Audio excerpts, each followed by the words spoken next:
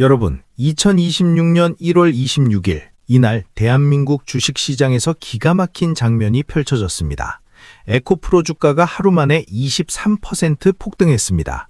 9만 원대에서 몇 달째 신음하던 주식이 단숨에 13만 원을 돌파한 겁니다. 그런데 더 놀라운 건 따로 있습니다. 바로 그날 개인 투자자들이 3천억 원이 넘는 주식을 시장에 쏟아냈습니다. 반대편에서는 기관과 외국인이 그 물량을 그대로 받아먹으며 싹쓸이했습니다.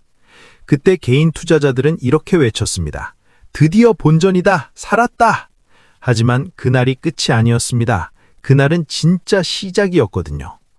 자, 시계를 일주일 전으로 돌려봅시다. 2026년 1월 19일 월요일, 에코프로 주가는 9만 원대에서 꼼짝도 못하고 있었습니다. 아니, 정확히는 몇 달째 그 자리에 갇혀 있었죠. 그리고 1월 26일 월요일, 주가는 13만 원을 돌파하며 코스닥은 4년 만에 1000포인트를 넘어섰습니다. 그 사이 딱 일주일, 7일간 무슨 일이 벌어진 걸까요? 대부분의 개인 투자자들은 이 7일을 견디지 못했습니다. 떨어져서가 아닙니다. 너무 오래 안 움직여서였습니다. 오늘은 그 잔인한 7일간의 기록을 여러분과 함께 파헤쳐 보겠습니다. 그리고 왜 본전만 오면 탄다는 말이 주식시장에서 가장 위험한 주문인지 그 이유를 낱낱이 공개하겠습니다. 자, 에코프로를 들고 있던 투자자들의 심정을 한번 상상해 보세요. 주식시장에서 가장 고통스러운 순간이 언제인지 아십니까?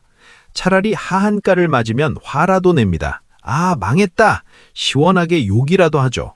근데 정말 사람 피를 말리는 건 따로 있습니다. 바로 무응답입니다. 에코프로는 몇 달째 9만 원에서 10만 원 사이를 왔다 갔다 했습니다. 올라가는 것도 아니고 떨어지는 것도 아니고요. 마치 보이지 않는 유리천장이 있는 것처럼 10만 원에 다가가면 머리를 콱 박고 다시 내려왔습니다. 이건 엘리베이터가 고장나서 30분째 서 있는 느낌입니다. 내려가면 내려간다, 올라가면 올라간다, 뭐라도 해야 되는데 그냥 멈춰 있으니까 제일 미치는 거죠. 투자자 입장에서 10만 원이라는 숫자는 심리적 마지노선입니다. 라운드 비교, 즉 딱 떨어지는 숫자가 눈앞에 있는데 닿을 듯 말 듯 닿지 않는 그 시간, 이게 하루 이틀이 아니라 몇 달간 지속됐습니다. 단톡방 분위기를 한번 상상해 보세요. 처음엔 이랬을 겁니다. 오늘 좀 오르네? 드디어 가나?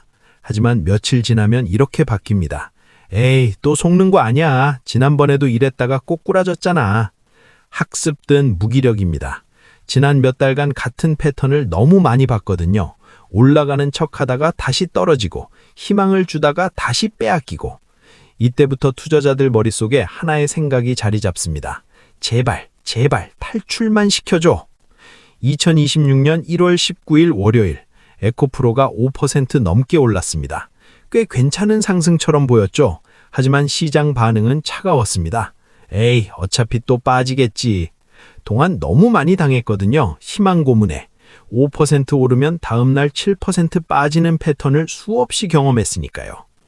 그리고 다음 날인 1월 20일 화요일, 주가는 3% 후반대 상승을 기록하며 9만 7천 원까지 올라왔습니다.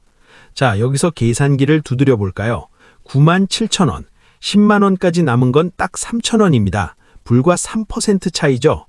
예전 같으면 가자, 10만 원 돌파다를 외쳤을 겁니다. 근데 이때는 침묵합니다. 왜냐고요?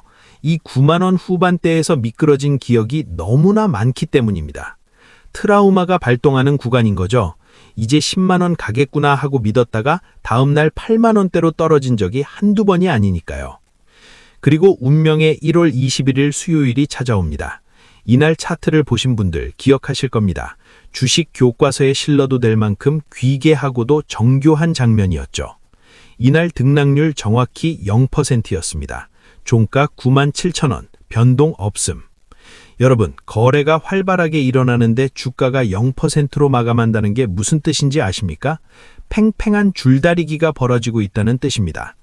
당시 개미들의 심리는 지쳤다였습니다. 오늘도 10만 원 못 뚫래. 이거 분명히 내일이면 다시 꼬꾸라진다. 이런 패배감이 팽배했죠.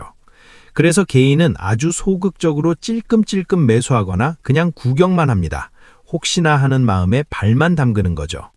반면 기관은 어땠을까요? 이날 기관은 아주 교묘하게 순매도를 기록합니다. 그런데 그 양이 많지 않습니다. 이게 핵심입니다.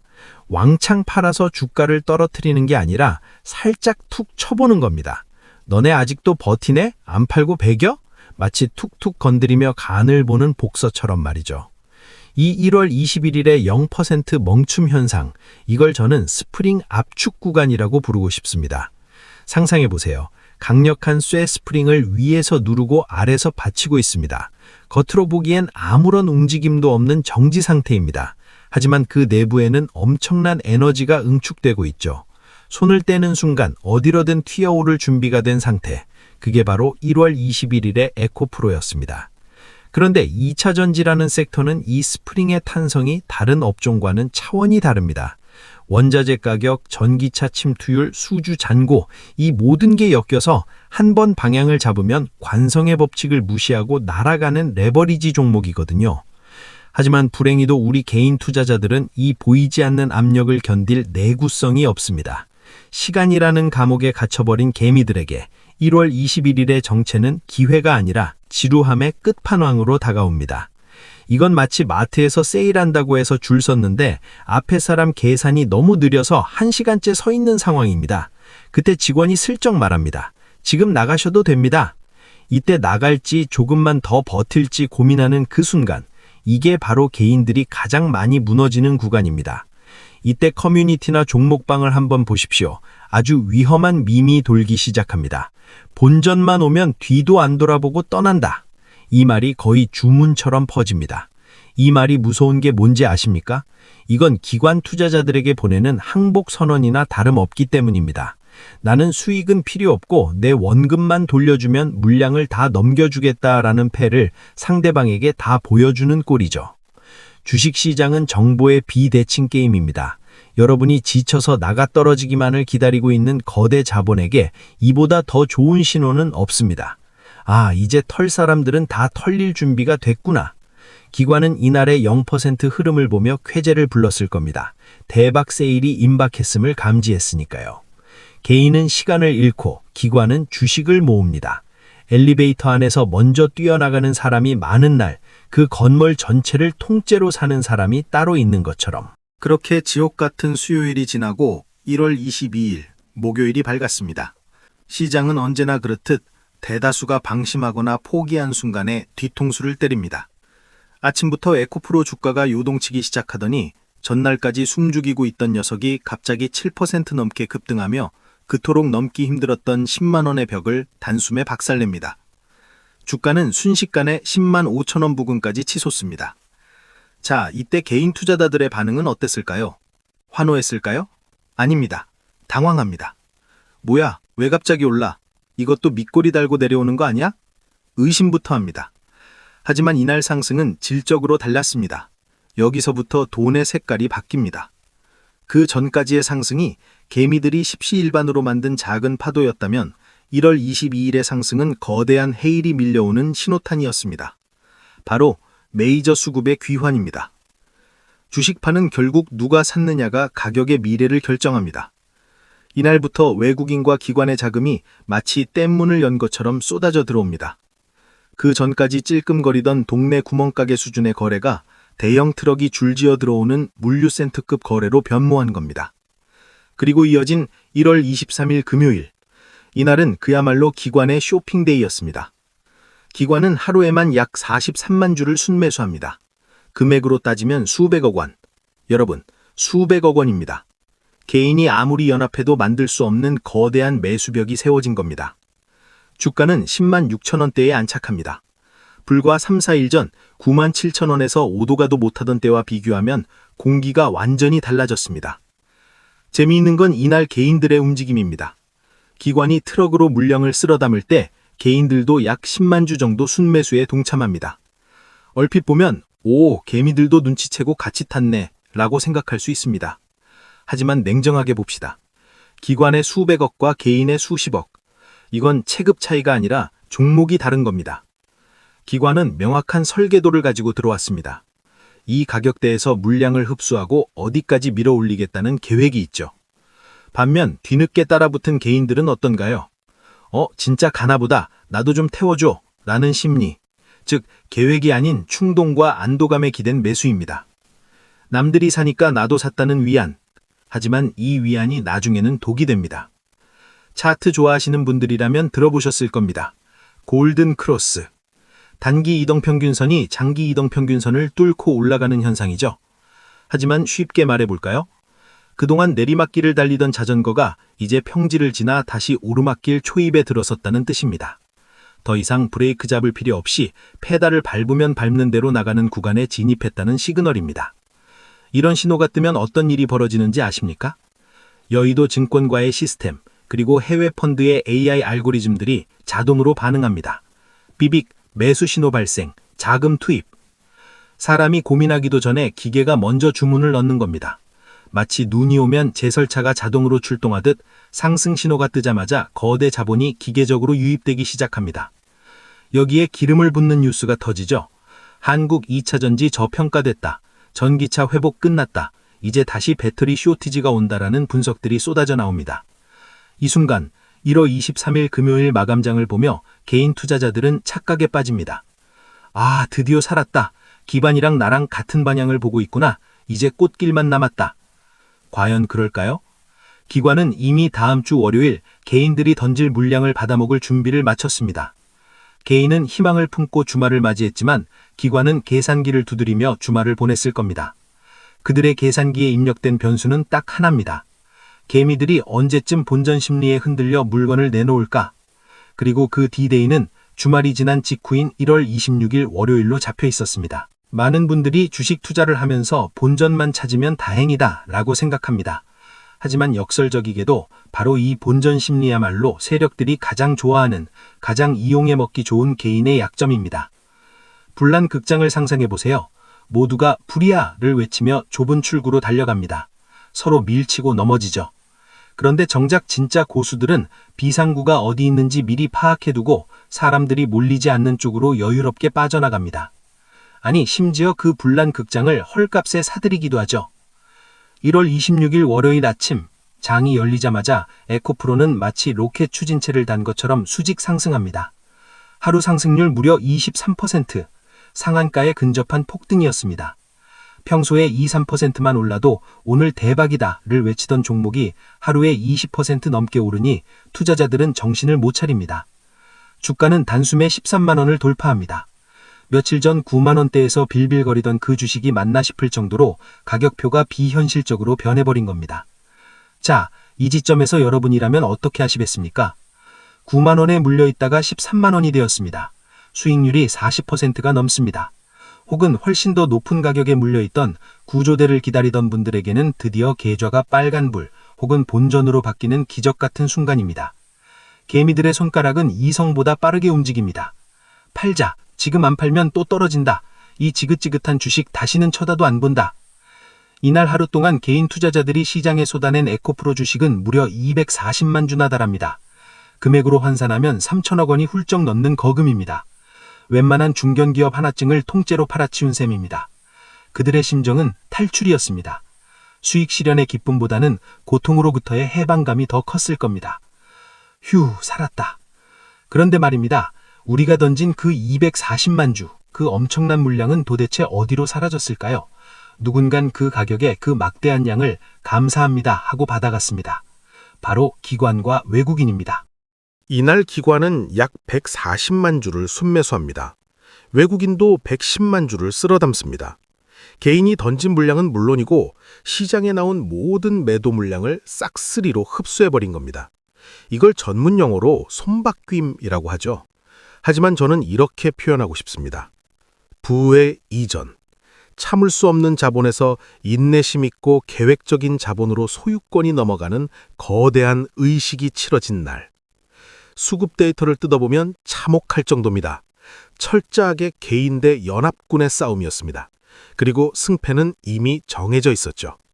개인들이 비싸다, 꼭지다 라고 생각하며 던진 13만 원이라는 가격. 기관과 외국인에게는 이제 시작이다, 아직 싸다라고 판단되는 가격이었던 겁니다.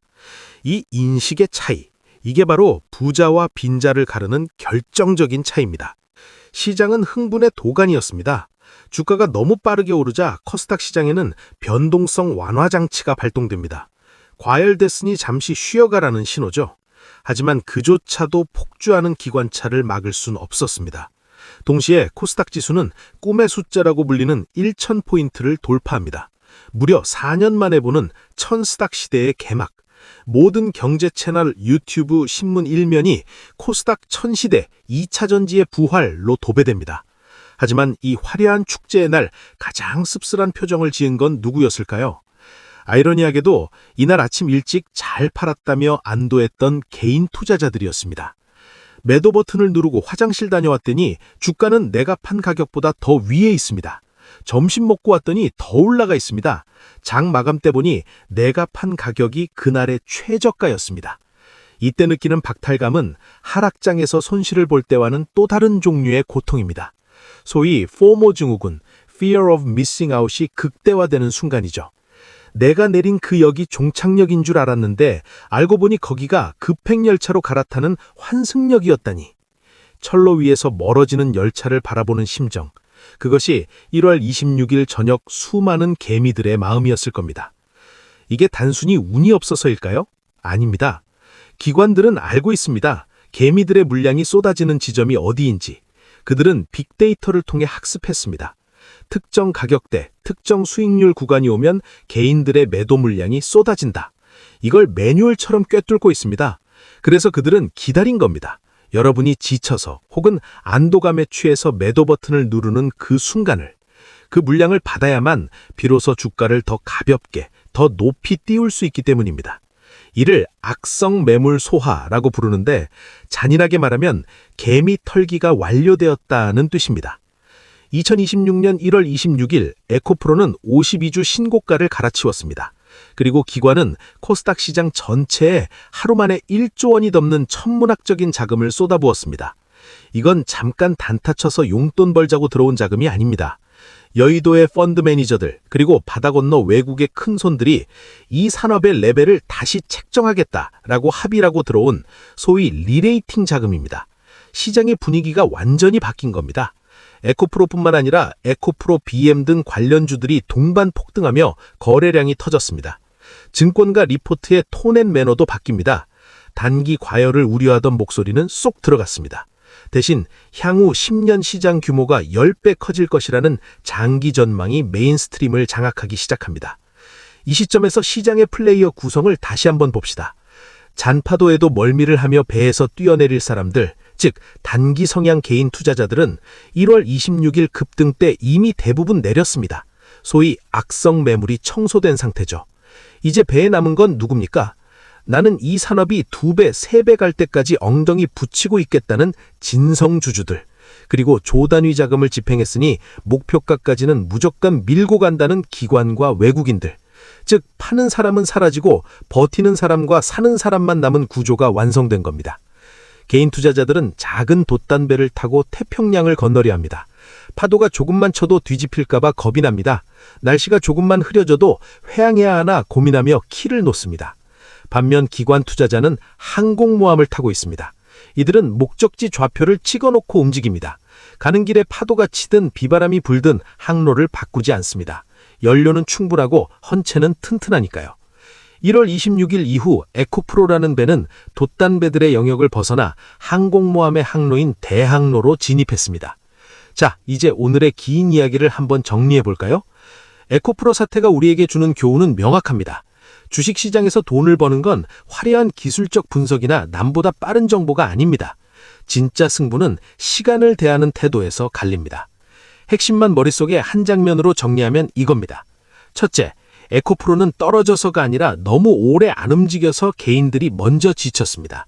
그 지루함 속에서 기관은 조용히 물량을 모았습니다. 둘째, 10만 원을 넘기는 순간 외국인과 기관 자금이 한꺼번에 들어오면서 개인들의 희망을 다시 살려냈습니다. 바로 그 희망이 본전만 오면 판다는 집단 행동으로 폭발했습니다. 셋째, 300억 원이 넘는 개인 물량이 하루 만에 시장에 쏟아졌고 그 물량을 기관과 외국인이 그대로 받아 담으면서 주가는 더 가볍게 날아올랐습니다. 요약하면 이겁니다. 개인은 시간을 견디지 못해 주식을 던졌고 기관은 그 시간을 이용해서 판을 뒤집었다는 이야기입니다. 많은 사람들이 남들이 팔 때 사고 남들이 살 때 팔아라는 말을 교과서처럼 외우지만 실제로는 이렇게 행동합니다. 남들이 팔 때 무서워서 같이 팔고 남들이 살 때 안심돼서 같이 삽니다. 에코프로의 1월 마지막 주가 바로 이 인간 본성의 전시장과도 같았습니다. 개인들이 가장 많이 매도 버튼을 누른 날, 그날이 아이러니하게도 기관이 가장 많이 매수한 날이었습니다. 그리고 그날은 코스닥 역사에 기록될 거대한 상승장의 시작점이었습니다. 훗날 차트를 복기해보면 2026년 1월 26일은 단순히 주가가 많이 오른 날이 아닙니다. 개미는 내리고 세력은 올라탄 날, 부의 주인이 바뀐 날, 이렇게 기록될 것입니다. 결국 이겁니다. 돈을 버는 사람은 차트를 더 잘 그리는 사람이 아니라 시간을 더 오래 버티는 사람입니다. 주식시장은 머리싸움처럼 보이지만 실제로는 체력 싸움이고 인내력 테스트입니다. 에코프로에서 매도 버튼 누르고 운 사람들과 그 버튼이 눌릴 걸 알고 가만히 기다린 사람들의 차이가 바로 그거였습니다. 그렇다면 여러분께 마지막으로 묻고 싶습니다. 다음번에 본전에서 파시겠습니까? 아니면 기관이 계산기 두드리는 소리를 들으시겠습니까? 과연 여러분은 다음번 횡보 구간을 견딜 체력이 있으신가요? 여러분의 생각을 댓글로 남겨주십시오. 지금까지 오싹한 경제학이었습니다. 감사합니다.